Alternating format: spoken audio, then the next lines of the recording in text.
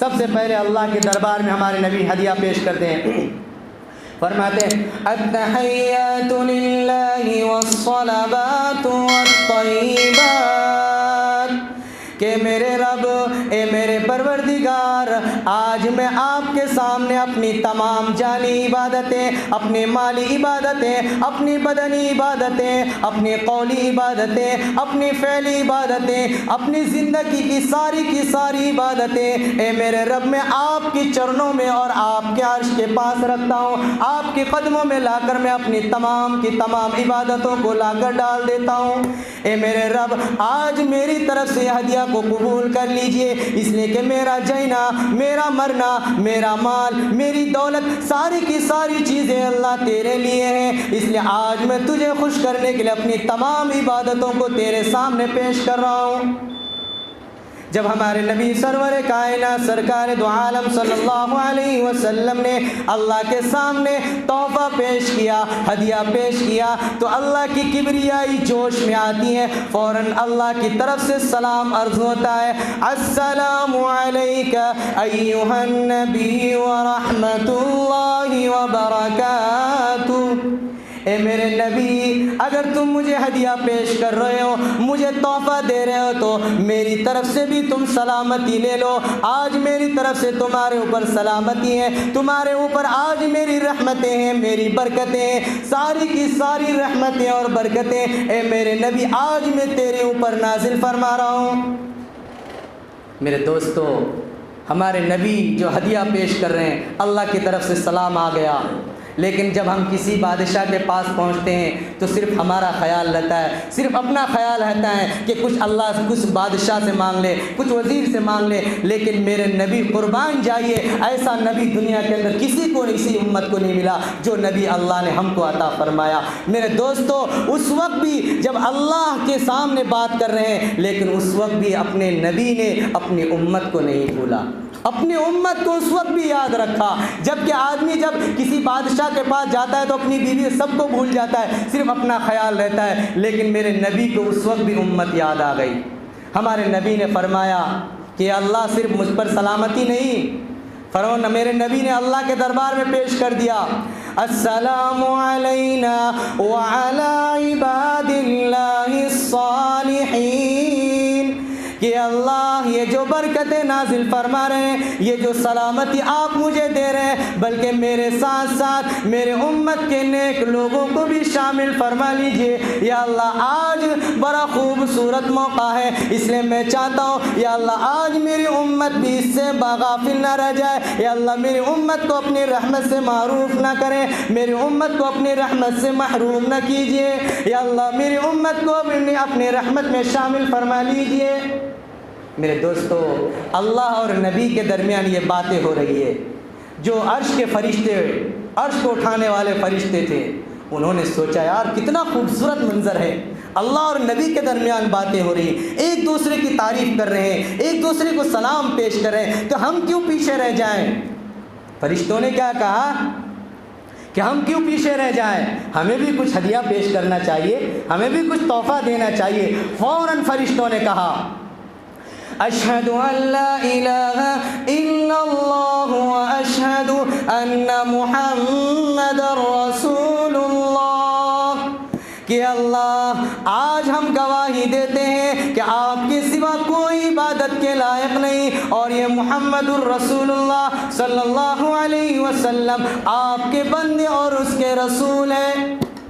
میرے دوستو، کتنا خوبصورت منظر ہوگا، اللہ اور نبی کے درمیان باتیں ہو رہی ہیں، ایک طرف عاشق ہے، دوسری طرف معشوق، باتیں ہو رہی ہیں، سارے پردے ہٹے ہوئے ہیں، آمنے سامنے باتیں ہو رہی ہے. ہم نبی دونوں باتیں کر رہے ہیں، باتیں کرتے کرتے ہمارے نبی نے فوراً ایک سوال کر لیا. اللہ سے کیا سوال کیا کہ اللہ آپ نے دنیا کے اندر بڑے بڑے انبیاء کرام علیہ الصلاۃ والسلام کو بھیجے، حضرت ابراہیم علیہ الصلاۃ والسلام بھیجے. اللہ حضرت ابراہیم علیہ الصلاۃ والسلام کو آپ نے اتنی بڑی دولت عطا فرمائی کہ حضرت ابراہیم علیہ الصلاۃ والسلام کے لیے آگ کو آپ نے گلزار بنا دیا، آگ کو حضرت ابراہیم علیہ السلام کے لیے ٹھنڈی اور سلامتی بنا دیا. اے میرے مولا، آپ نے حضرت موسیٰ علیہ الصلاۃ والسلام کے عصا کے اندر وہ کمال رکھا تھا کہ سمندر کے اندر عصا مارتی آپ نے 12 راستے پیدا کر دیے. یا اللہ، حضرت داؤد علیہ السلام کے ہاتھ کے اندر آپ نے وہ کمال رکھی تھی کہ لوہے کو پکڑتے تو وہ موم بن جاتے تھے۔ یا اللہ، حضرت سلیمان علیہ السلام کو تو آپ نے بادشاہت عطا فرمائی، جنات، انسان، چرند پرند تمام لوگوں پر آپ نے حضرت سلیمان علیہ السلام کی حکومت قائم کر دی، لیکن اے اللہ یہ تو بتا دی آپ مجھے کیا دینے والے ہیں؟ ہمارے نبی کیا پوچھ رہے ہیں کہ اللہ آپ نے بڑے بڑے نبیوں کو بڑی بڑی دولت عطا فرمائی، بڑے بڑے معجزات دیے، لیکن آپ مجھے کیا دینے والے ہیں؟ اللہ نے فرمایا اولیس قد اعطیت افضل من ذلک، کہ میرے محبوب آپ ابراہیم کی نعمت کو دیکھتے ہیں، آپ اسماعیل کی نعمت کو دیکھتے ہیں، آپ موسیٰ کی نعمت کو دیکھتے ہیں، آپ حضرت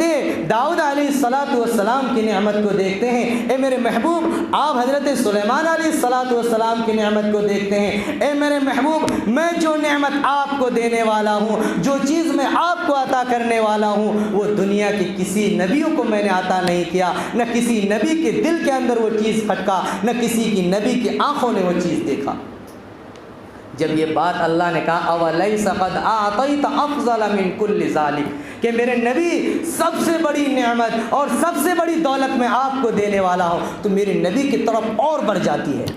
فرماتی ہے میرے رب بتا تو دیجئے آپ دے کے آنے والے کیا مجھے دینے والے ہیں؟ فرماتے ہیں اللہ اے میرے نبی آپ ابراہیم کی نعمت کو نہ دیکھیے، اسماعیل کی نعمت کو نہ دیکھتے، موسیٰ کی نعمت کو نہ دیکھیے، اس لیے اللہ فرماتا ہے میرے نبی میں جو نعمت دینے والا ہوں سن لیجئے وہ نعمت میں کیا دینے والا ہوں۔ اللہ فرماتا ہے اللہ ذکرت الا ذکرتا، اے میرے محبوب جو نعمت میں تجھے دینے والا ہوں وہ نعمت یہ ہے کہ دنیا کے اندر قیامت تک جہاں میرا نام لیا جائے گا، میرے نام کے ساتھ تیرا بھی نام لیا جائے گا، اس لیے کہ آج میں نے فیصلہ کر لیا ہے کہ میں تیرے نام کو اپنے نام کے ساتھ جوڑ دوں۔ کیا فرمایا کہ میرے نبی دنیا کے اندر قیامت تک جتنے بھی انسان آئیں گے جہاں میرا نام لے گا میرے نام کے ساتھ تیرا بھی نام لے گا، جہاں میرا ذکر ہوگا میرے ذکر کا ساتھ تیرا بھی ذکر ہوگا۔ ایک آدمی کلمہ پڑھتا ہے لا الہ الا اللہ، اس کی کلمہ مکمل نہیں ہوتی، اگر کافر ہے تو اسلام کے اندر داخل نہیں ہوتا جب تک کہ محمد الرسول اللہ نہ کہہ دے۔ ایک مؤذن مسجد کے اندر اذان دیتا ہے اشہد ان لا الہ الا اللہ، اس کی اذان مکمل نہیں جب تک کہ واشہد ان محمد الرسول اللہ نہ کہہ دے۔ یہ ہمارے نبی کی مقام و مرتبہ، اللہ نے فرمایا کہ میرے نبی قیامت تک جس جگہ میرا نام لیا جائے گا اس جگہ تیرا بھی نام لیا جائے گا، اس لیے میں نے جو نعمت تجھے دی وہ نعمت میں نے کسی کو نہیں دی۔ میرے دوستو واقعہ تو بہت لمبے ہیں، وقت ساتھ نہیں دے رہا۔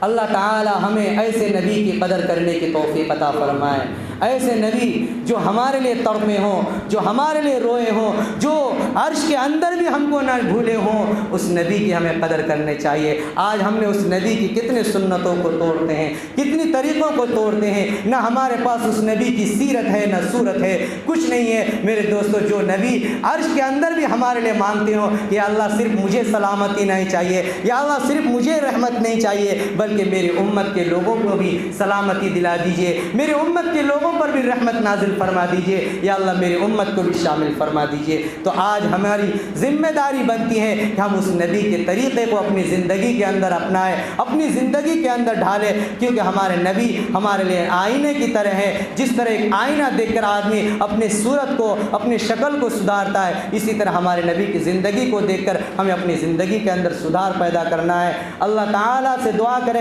کہ اللہ تعالی ہمارے زندگی کے اندر نبی کی سیرت اور صورت دونوں داخل فرمائے اور نبی کی قدر کرنے کی توفیق عطا فرمائے۔ آمین وآخر الدعوانا الحمدللہ رب العالمین۔